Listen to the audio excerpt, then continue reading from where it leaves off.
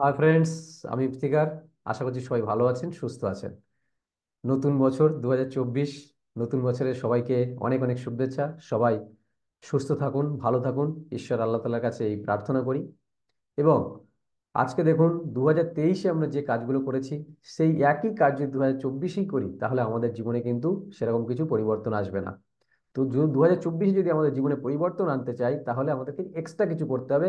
জীবনে কিছু পরিবর্তন, কিছু ট্রান্সফরমেশন নিয়ে আসতে হবে, নতুন কিছু করতে হবে। বলছে, ক্যালেন্ডার বদলানোতে আমাদের ভাগ্য পরিবর্তন হয় না। যতক্ষণ আমি আপনি নিজে না বদলাবো, ততক্ষণ কিন্তু আমাদের জীবনে কোনো পরিবর্তন আসবে না।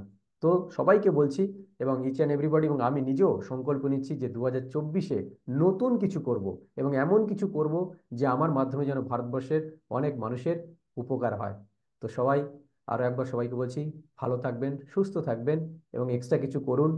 ফুল প্রুফ প্ল্যানিং করুন। আজকে জানুয়ারি মাসের 1 তারিখ, আজ থেকেই পুরো প্ল্যানিং করুন।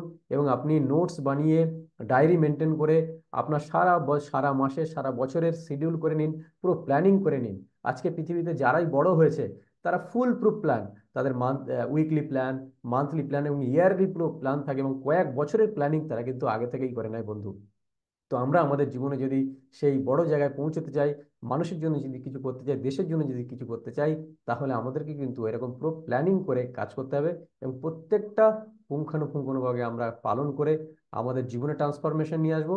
এবং আমাদের সাথে যেসব মানুষ আছেন, অর্থাৎ আমাদের ভারতবর্ষের সমস্ত মানুষের জীবনে একটা পরিবর্তন আমরা নিয়ে আসবো, এবং সবার জীবনে যেন কিছু ভালো করতে পারি, এই আশা আকাঙ্ক্ষা রেখে আজকে এটুকুই। সবাই ভালো থাকবেন, সুস্থ থাকবেন। Happy new year.